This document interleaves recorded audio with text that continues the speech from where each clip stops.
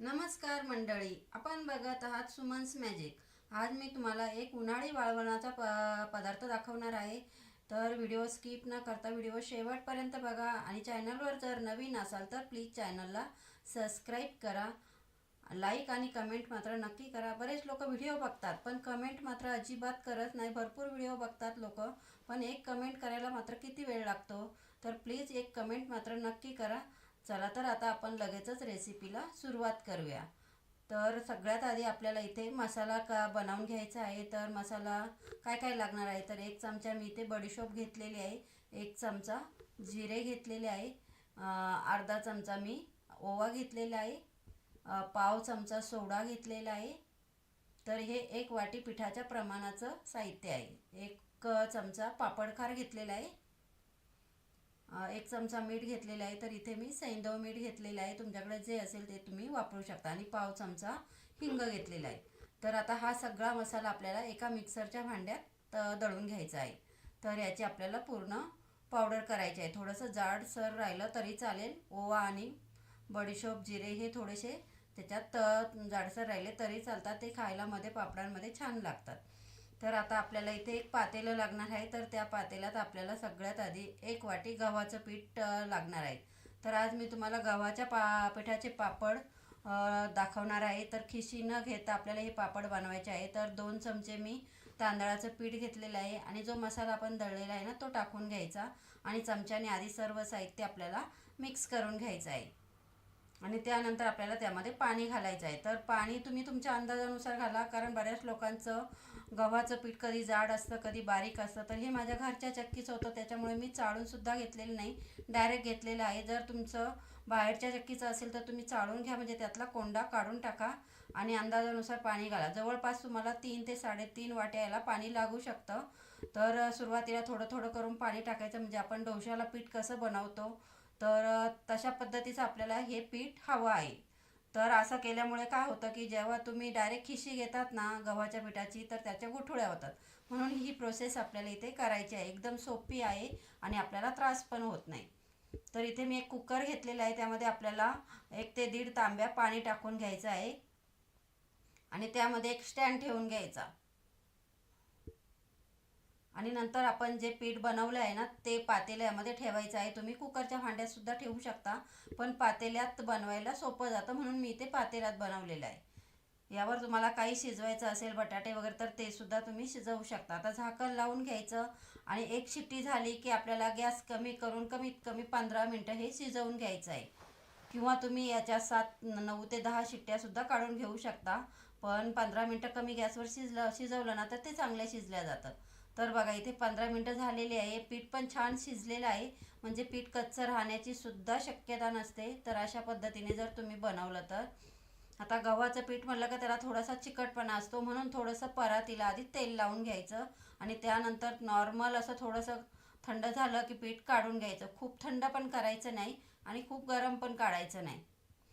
हे तुम्ही एखाद्या ओल्या कपड्यावर सुद्धा काढून हे पीठ मळू शकता, आणि हाताला थोडंसं पुन्हा तेल लावून आपल्याला हे पीठ मळून घ्यायचं आहे, म्हणजे हाताला पीठ हे चिटकणार नाही. तर अशा पद्धतीने थोडंसं कोमट आहे, हलक्या हाताने आपल्याला मळून घ्यायचं आहे. तर हे पीठ मळायला पण जास्त कष्ट लागत नाही. 1 ते 2 वेळा असं वरती खाली केलं ना तर लगेच पीठ मऊ होतं, कारण हे ऑलरेडी आपण शिजवलेलं आहे आणि त्याच्यामध्ये अजिबात गुठळ्या पण झालेल्या नाही, म्हणजे तुम्हाला जास्त पीठ मळण्याची गरज नाही. आता अशा छोट्या छोट्या लाट्या करून सुपारी एवढ्या लाट्या करायच्या, आणि त्याचे आपल्याला पापड बनवून घ्यायचे आहे. तर पापड तुम्ही डिशनी पण करू शकता, पण माझ्याकडे ही पापडचं मशीन आहे. तर त्यावर आपल्याला एक पॉलिथिनची पिशवी घ्यायची आहे. कुठली पिशवी तुमच्याकडे असेल दुधाची वगैरे, तर त्याचे आपल्याला असे गोल कापून घ्यायचे आहे पापडसाठी, आणि दोन्ही बाजूनी थोडं थोडं तेल लावायचं.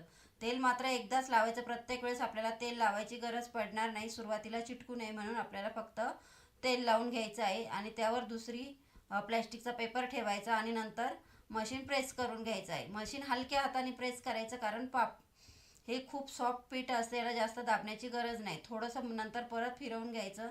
तुम्ही हे हाताने जसे नाचणीचे पापड फिरवतो ना बोटाने, तसे पण ते फिरवून पापड करू शकतात. आता दुसरा पण पापड मी तुम्हाला करून दाखवणार आहे.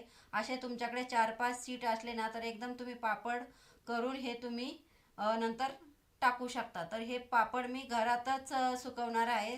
तर तुम्हाला याला उन्हाची वगैरे गरजसुद्धा पडत नाही. अगदी 5 ते 6 तासात पापड लगेच सुकतात.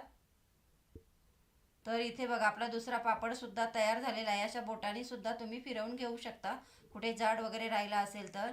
आणि इथे मी डायनिंग टेबलवरच वाळवणार आहे कारण माझे पापड थोडे होते. तर अशा प्रकारे प्लॅस्टिकवर टाकायचं आणि वरतून हात फिरवून पापड हलक्या हाताने वरतून आपल्याला प्लॅस्टिकचं सीट काढून घ्यायचं आहे. तर अशाच पद्धतीने आता हे सगळे पापड मी बनवून घेतलेले आहे आणि 1 वाटी पिठामध्ये जवळपास माझे 50 पापड तयार झालेले आहे. आता तुमच्या पापडाचा आकार किती छोटा मोठा आहे ना त्यानुसार हे पापड बनवू शकता तुम्ही. आता बरेच लोक सांगतात का 1 वाटीमध्ये 100 होतील, 1 वाटीमध्ये 200 होतील, पण ते शक्य नसतं. तर 1 वाटीमध्ये फक्त 50 झाले आहे आणि मी ते थोडेसे छोटे केले आहेत म्हणून. तर तुम्ही मोठे केले तर तुमचे कमीसुद्धा होऊ शकतात. तर बघा आता 2 तासानंतर पापड थोडेसे सुकलेले आहे. आता हे आपण उलटे करूया म्हणजे पापड लवकर सुकतात कारण खाली प्लॅस्टिक असल्यामुळे खालचा भाग हा लवकर सुकत नाही. तर अशा पद्धतीने आता सगळे पापड आपण उलटे करून घेणार आहोत आणि हे 4 ते 5 तासात आरामात सुकून जातात. मी दुपारी 3 वाजता हे पापड मी केले होते आणि संध्याकाळपर्यंत सुकले होते आणि त्यानंतर 1 दिवस त्याला ऊनसुद्धा दिलेलं आहे बाहेर. म्हणजे फक्त आपल्याला 2 दिवसात आपले पापड तयार होतात. तर इथे आपले पापड दुसऱ्या दिवशी मी इथे तयार झाले आहे. ही संध्याकाळची वेळ आहे त्याच्यामुळे थोडासा कलर तुम्हाला जास्त डार्क वाटत असेल आणि आपण ओवा जिरे हे टाकलेले आहे ना त्याच्यामुळे पापडांना कलर पिवळा येतो. आता हा मी तुम्हाला न तळता भाजून दाखवणार आहे. मायक्रोवेव्हमध्ये भाजणार आहे. तर तुम्ही गॅसवरही भाजून खाऊ शकता किंवा तळूनही खाऊ शकता. तुम्हाला आवडेल त्या पद्धतीने तुम्ही हे पापड खाऊ शकता. याची जशी आपण पापड चटणी करतो ना उडदाच्या पापडाची तशी चटणीसुद्धा ह्या पापडांची तुम्ही बनवू शकता. तर सुरुवातीला मी 1 मिनिट लावला होता, 30 मिनटं लावली आणि परत उलटा करून परत 20 सेकंद फक्त लावली. म्हणजे असे आपल्याला 50 सेकंदात माझा हा पापड भाजलेला आहे. तुम्ही बघू शकता. तर खूप छान असा फुललेला आहे. तळल्यानंतर तो जास्त फुलेल, भाजल्यावर थोडा कमी फुलतो. आणि आता तुम्हाला मी चुरून दाखवते बघा. चुरल्यानंतर एकदम खुसखुशीत झालेला आहे आणि तोंडात मी खाऊन जेव्हा बघितलं ना तर अगदी तोंडात टाकल्यावरच मेल्ट झालेला आहे. अजिबात कडकपणा बिलकुल नाही आणि करायलाही खूप सोपे आहे. काही तामझाम करायची सुद्धा गरज नाही. तर अशा प्रकारे तुम्ही हे पापड नक्की करून बघा आणि चॅनलला सबस्क्राईब केलं नसेल तर प्लीज चॅनलला सबस्क्राईब करा. अशाच माझ्या नवनवीन रेसिपीसाठी माझ्या चॅनलला फॉलो करा.